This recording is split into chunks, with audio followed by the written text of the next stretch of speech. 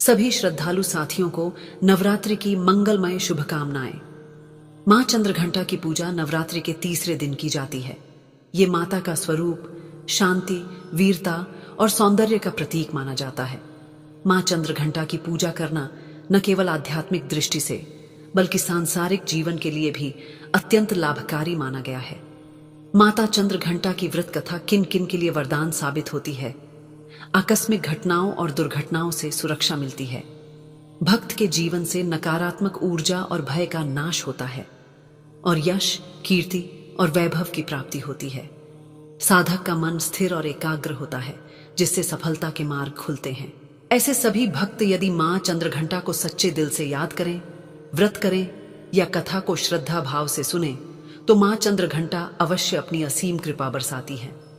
प्रिय साथियों, कथा को अंत तक अवश्य सुने और हां, वीडियो के बिल्कुल अंत में मां चंद्रघंटा की महत्वपूर्ण दिव्य वाणी दी गई है। उसे सुनना आपके आत्मिक उत्थान के लिए अत्यंत आवश्यक है। माता चंद्रघंटा की कृपा प्राप्त करने के लिए कमेंट में जय मां चंद्रघंटा अवश्य लिखें। अब प्रारंभ करते हैं माता चंद्रघंटा की यह दिव्य कथा। बहुत समय पहले की बात है, उन दिनों की जब धरती पर मनुष्यों का हृदय अभी भी प्रकृति से जुड़ा था, जब आस्था की डोर इतनी मजबूत थी कि पहाड़ों को भी हिला दे। एक ऐसे ही पवित्र, सादगी भरे गांव में, जहां जीवन की धुरी खेत और खलिहान थे, एक गरीब किसान रहता था। नाम था माधव। माधव की आंखों में बचपन से ही एक अनकहा दुख छिपा था, प्रकृति की अनिश्चितताओं का डर, जो हर फसल के साथ गहराता जाता था। उसकी पत्नी तो बहुत पहले ही उसे छोड़कर चली गई थी। पीछे छोड़ गई थी एक नन्ही सी जान, उसकी बेटी राधा। राधा अपने पिता जैसी ही सीधी सादी, लेकिन हृदय की बहुत कोमल थी। वह अपने बाबा की सूनी आंखों को देखती थी, उनके माथे पर चिंता की लकीरों को पर लेती थी और उसका नन्हा सा दिल अपार कष्ट से भर उठता था। वह जानती थी कि उनके पास जो कुछ भी है वह इन खेतों की उपज ही है। इन खेतों की हरियाली ही उनके जीवन की हरियाली थी। अगर फसल बर्बाद हो जाए तो उनके पास कुछ नहीं बचेगा, सिर्फ भूखे पेट और आंसुओं का समंदर। इस वर्ष भी खेतों में फसल लहलहा रही थी, आशा की एक नई किरण, एक नया सपना। लेकिन प्रकृति का मन कौन पढ़ सकता है। दूर क्षितिज पर काले काले बादल मंडराने लगे। हवा में एक अजीब सी बेचैनी थी। गांव के बड़े बुजुर्गों के चेहरे पर चिंता की गहरी छाया पड़ गई। ये तो तूफान के संकेत हैं, एक वृद्ध ने कहा। उसकी आवाज में डर स्पष्ट था। अगर ये तूफान आया तो हमारी लहलहाती फसल। उसकी बात अधूरी रह गई, पर उसका अर्थ सब समझ गए थे।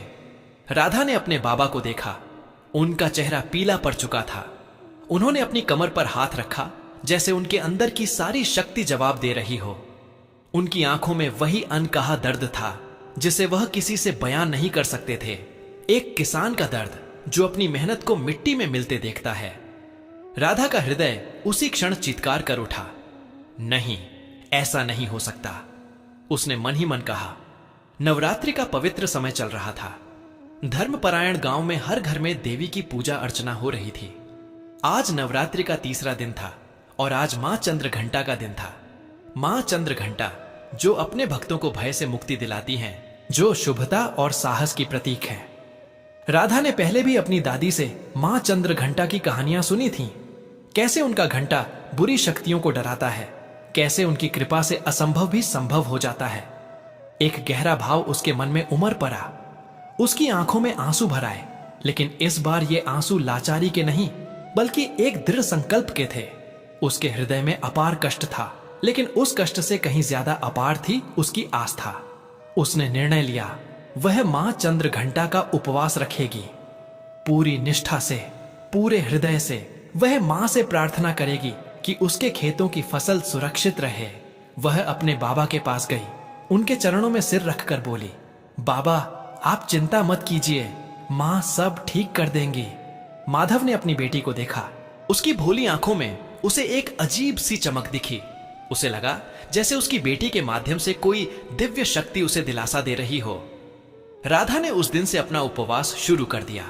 दिन भर वह अपने खेतों के पास बैठती, कभी फसलों को सहलाती, कभी आसमान की ओर देखती। हर बीतते पल के साथ तूफान की आहट और तेज होती जा रही थी। हवाएं तेज हो चली थीं, बादलों की गर्जना सुनाई देने लगी थी। गांव के लोग अपने घरों में दुबक गए थे, ईश्वर से प्रार्थना कर रहे थे। दिव्य लोक से मां चंद्रघंटा की दृष्टि उसी क्षण कैलाश के मनोरम शिखरों पर अपने दिव्य लोक में विराजमान थीं माता चंद्रघंटा। उनका तेजोमय स्वरूप शांत और गंभीर, लेकिन उनकी आंखों में एक अद्भुत करुणा थी। वे बैठी थीं अपने आसन पर, जहां से वे तीनों लोकों की हर गतिविधि को देख सकती थीं, मनुष्यों के हर सुख दुख को महसूस कर सकती थीं। आज उनकी आंखों में एक अजीब सी पीड़ा थी। वे देख रही थीं धरती पर मनुष्यों का बढ़ता हुआ पाप और अधर्म, कैसे स्वार्थ और लालच में आकर मनुष्य प्रकृति का दोहन कर रहा था, कैसे रिश्तों में कटुता बढ़ती जा रही थी, कैसे धर्म और सत्य का मार्ग छोड़कर मनुष्य विनाश की ओर बढ़ रहा था। यह सब देखकर उनका हृदय कठोर हो चुका था, उनका मन विचलित हो उठता था।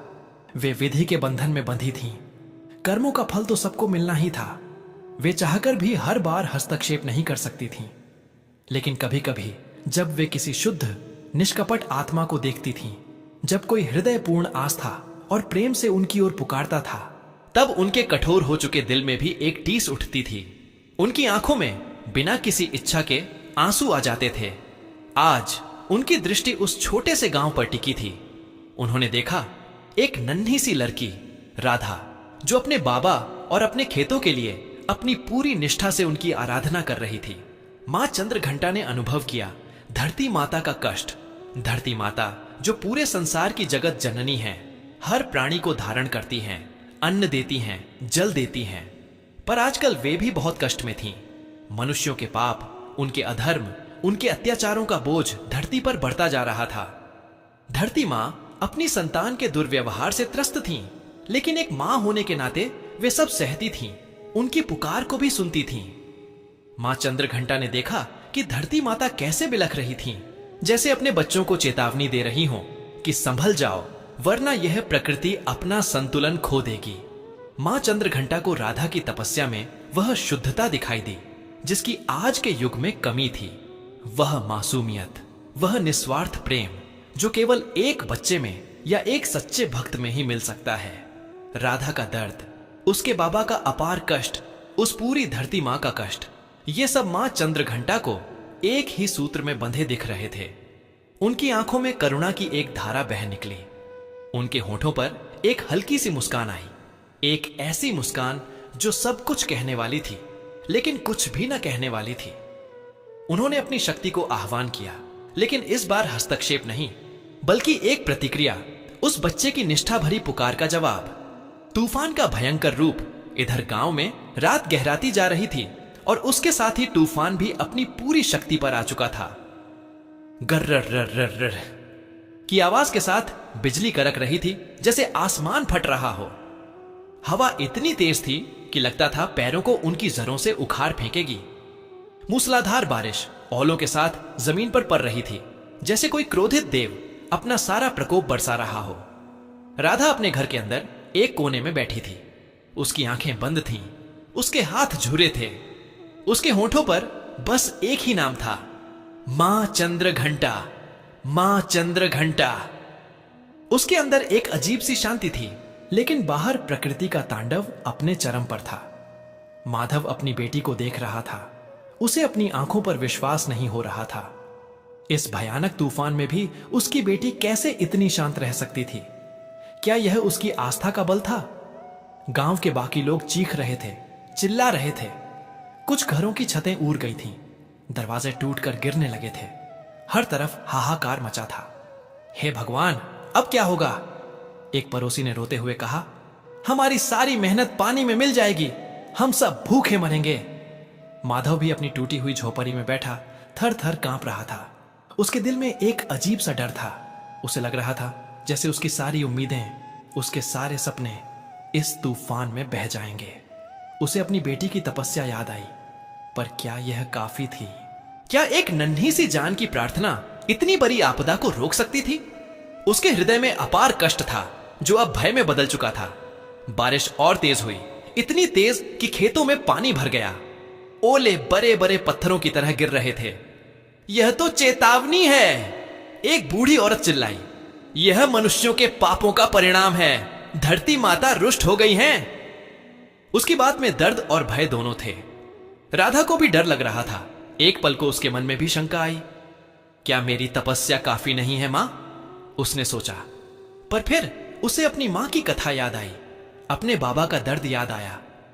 उसने अपनी आंखें और कसकर बंद कर लीं और एक गहरी हृदय से निकली हुई पुकार उसके होंठों से निकली, मां, मेरी रखवाली करना, मेरी फसल की रखवाली करना, मेरे बाबा की आशा को टूटने मत देना मां। उसकी आवाज में एक अजीब सी शक्ति थी, एक ऐसा भाव जो सीधे दिव्य लोक तक पहुंच गया। चमत्कार और आस्था की जीत। तूफान ने पूरी रात अपना भयानक रूप दिखाया। ऐसा लगा मानो रात कभी खत्म ही नहीं होगी। लेकिन हर तूफान के बाद एक सवेरा आता है। धीरे धीरे रात की काली चादर फटी और आसमान में हल्की रोशनी फैलने लगी।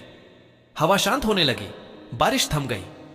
गांव में सन्नाटा पसरा हुआ था, एक भयानक सन्नाटा। लोग अपने घरों से बाहर निकले। उनके चेहरों पर डर और निराशा साफ दिख रही थी। उन्होंने देखा घरों का नुकसान हुआ था, पैर उखड़ गए थे। लेकिन सबसे पहले उनकी नजर खेतों पर गई और वहां एक अविश्वसनीय दृश्य उनका इंतजार कर रहा था। जहां गांव के बाकी हिस्सों में तबाही का मंजर था, जहां रास्ते में उखड़े पैर और क्षतिग्रस्त घर थे, वहीं राधा के खेत, हां, राधा के खेत पूरी तरह से सुरक्षित थे। फसलें वैसे की वैसे खरी थीं, हरी भरी, लहलहाती हुई, मानो तूफान उनके पास से गुजरा ही ना हो। आसपास के खेतों में पानी भरा था, फसलें गिरी पड़ी थीं, लेकिन राधा के खेत में एक भी पौधा नहीं गिरा था, एक भी पत्ता नहीं टूटा था। दूर दूर तक एक छोटा सा भी नुकसान नहीं। गांव वाले अपनी आंखों पर विश्वास नहीं कर पा रहे थे। उन्होंने एक दूसरे को देखा, फिर राधा के खेतों को। किसी के मुंह से आवाज नहीं निकल रही थी। माधव, जो अपनी बेटी के पास खड़ा था, उसके होंठ कांपने लगे। उसकी आंखों से आंसू बह निकले, पर इस बार ये आंसू दर्द के नहीं, बल्कि असीम कृतज्ञता के थे, अपार आनंद के थे। उसने राधा को अपनी बाहों में भर लिया और उसकी बेटी रोते हुए उसके सीने से लिपट गई। यह खुशी के आंसू थे, आस्था की जीत के आंसू थे। यह कैसे हो सकता है? एक ग्रामीण ने हकलाते हुए पूछा। यह चमत्कार है, यह मां चंद्रघंटा की कृपा है, दूसरे ने कहा। उसकी आवाज में श्रद्धा और औ का भाव था। धीरे धीरे पूरे गांव में यह बात फैल गई। सब राधा के खेतों को देखने दौड़े आए। उन्होंने देखा और उन्हें अपनी आंखों पर विश्वास नहीं हुआ। हर किसी के दिल में एक ही बात थी, यह छोटी सी लड़की की अनूठी तपस्या का फल था। उसकी निस्वार्थ भक्ति ने, उसके हृदय के अपार कष्ट ने मां चंद्रघंटा को द्रवित कर दिया था।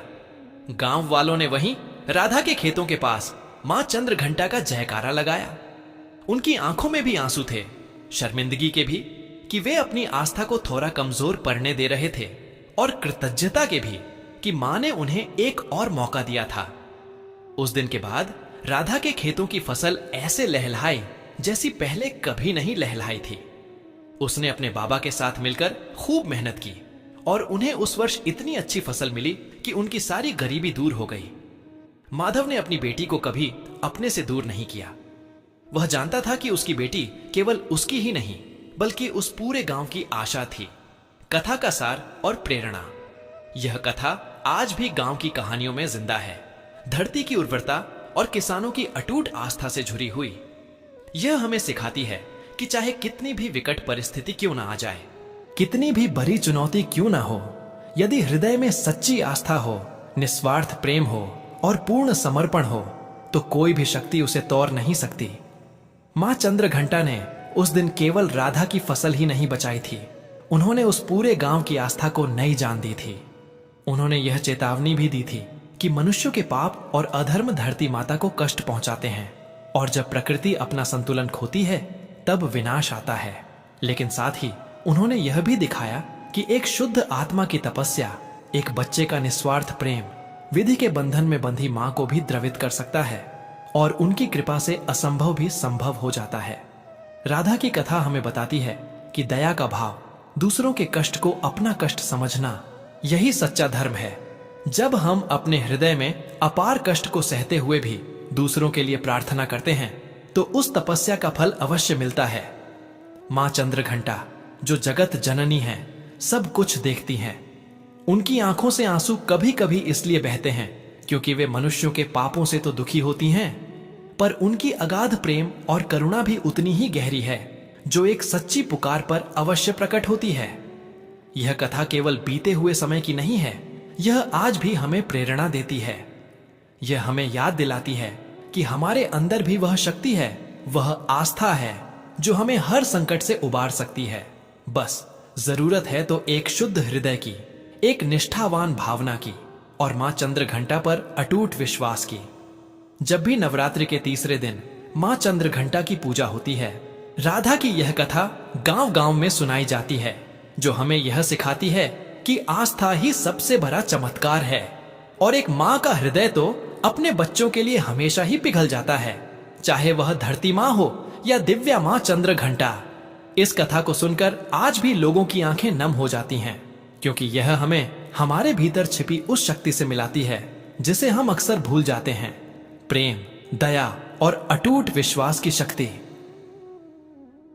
साथियों, इस वीडियो में मां चंद्रघंटा की पावन व्रत कथा यहीं पर होती है समापन। अब आइए मां चंद्रघंटा की दिव्य वाणी सुने, पिता और बेटी की कथा के माध्यम से मानवता को संबोधित एक दिव्य संवाद, जहां करुणा, चेतावनी और आशा से भरी एक पुकार है। मैं मां चंद्रघंटा हूं, जगत जननी।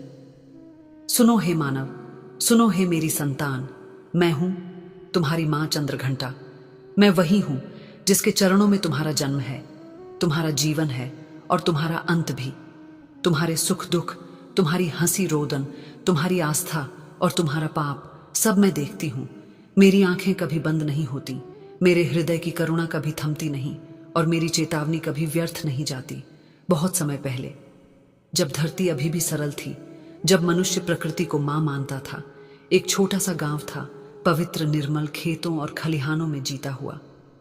वहां रहता था एक किसान माधव, साधारण मनुष्य, पर दिल में अनगिनत पीड़ाओं का बोझ लिए। उसकी आंखों में वर्षों से एक डर पल रहा था, अगर फसल न बचे तो, अगर खेत उजड़ गए तो। और उसके पास था उसका सबसे बड़ा धन, उसकी नन्ही बेटी राधा। राधा भोली, मासूम, पर दिल से बहुत बड़ी। उसके छोटे छोटे हाथ पिता के पसीने को पोंछते थे, उसकी नन्ही आंखें उनके माथे की चिंता की लकीरें पर लेती थीं।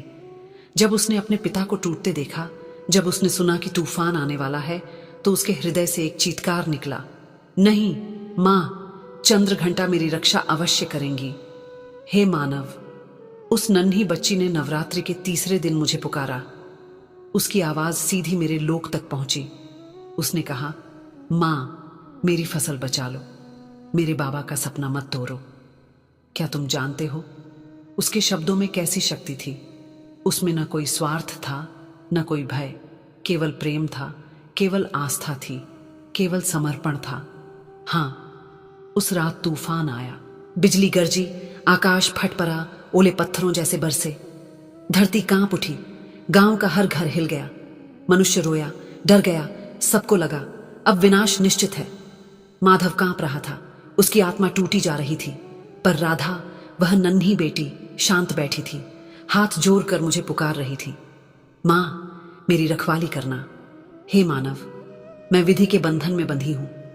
मैं हर बार सीधे हस्तक्षेप नहीं करती, क्योंकि कर्मों का फल सबको भुगतना होता है। पर जब कोई शुद्ध आत्मा पुकारती है, जब कोई बच्चा अपने पिता के दर्द को अपना मान लेता है, तो क्या मैं चुप रह सकती हूं? क्या एक मां अपने बच्चे की सच्ची पुकार अनसुनी कर सकती है? नहीं, कभी नहीं। उस रात मेरे हृदय से आंसू बहे। मैंने अपना करुणा भरा हाथ राधा के खेत पर रख दिया। तूफान चारों ओर नाचा, पर राधा का खेत अडिग खड़ा रहा। आकाश में बिजली करक रही थी, पर उसकी हरियाली ज्यों की त्यों बची रही। गांव के बाकी खेत डूब गए, गिर गए, पर वह खेत, वह आस्था, वह प्रेम सुरक्षित रहा। मैं आज तुम सबसे कह रही हूं, है कलयुग के मानव, तुम सोचते हो कि शक्ति तुम्हारे हाथों में है, तुम्हारी योजनाओं में है, पर असली शक्ति तो आस्था में है, समर्पण में है, निस्वार्थ प्रेम में है। राधा के पास धन नहीं था, सामर्थ्य नहीं थी, पर उसके पास विश्वास था, और वही विश्वास चमत्कार बना। तुम क्यों भूल जाते हो कि तुम्हारी धरती माँ भी पीड़ा में है? तुम क्यों प्रकृति को लूटते हो, उसका संतुलन बिगाड़ते हो? तुम क्यों लालच में अंधे होकर रिश्तों में कटुता बोते हो? तुम क्यों धर्म से मुंह मोड़कर पाप में डूबते हो? जान लो, प्रकृति जब रुष्ट होती है तो विनाश लाती है। तूफान, भूकंप, सूखा, महामारी, ये सब तुम्हारे ही कर्मों का परिणाम है। पर याद रखो, जब तुम सच्चे हृदय से पुकारते हो, जब तुम करुणा और दया में जीते हो, तब मैं तुम्हारे साथ खड़ी रहती हूं। हे मनुष्य, आज मैं तुम्हें चेतावनी देती हूं। यदि तुमने प्रकृति का सम्मान न किया, यदि तुमने पाप बराए, तो वह दिन दूर नहीं जब धरती कांप उठेगी और तुम्हारे सारे अहंकार को निगल जाएगी। तुम्हारे शहर ढह जाएंगे, तुम्हारे धन के महल मिट्टी हो जाएंगे, और तब तुम्हें समझ आएगा कि असली शक्ति कहां है। मत भूलो, मैं मां हूं, पर मैं योद्धा भी हूं। मेरे घंटे की गूंज असुरों को कांपने पर मजबूर कर देती है। मेरी चेतावनी केवल शब्द नहीं, यह प्रकृति का नियम है। पर साथ ही, हे मेरी संतान, मैं कठोर होते हुए भी करुणामयी हूं। मैं दंड देती हूं, पर साथ ही रक्षा भी करती हूं। मैं विध्वंस करती हूं, पर उसी विध्वंस से नई सृष्टि भी जन्म लेती है। राधा की तरह यदि तुम भी सच्चे हृदय से पुकारो, यदि तुम दूसरों के दर्द को अपना दर्द मानो, यदि तुम प्रेम और दया में जीना सीखो, तो मेरी कृपा से कोई भी संकट तुम्हें छू भी नहीं पाएगा। याद रखो, तुम्हारा हर आंसू मैं देखती हूं, तुम्हारी हर पुकार मैं सुनती हूं, तुम्हारी हर आस्था मेरे हृदय को छूती है। इसलिए हे मानव, मत डर जब अंधकार छा जाए, मत टूट जब तूफान आए। बस अपने हृदय को निर्मल कर, अपनी आस्था को अडिग कर, मेरा नाम ले, मेरी शरण में आ। मैं तेरे साथ हूं। याद कर राधा को, उसकी नन्ही पुकार ने कैसे एक गांव की आस्था को जगा दिया। तूफान आया गया, पर उसके खेत सुरक्षित रहे, क्योंकि आस्था ही सबसे बड़ा चमत्कार है।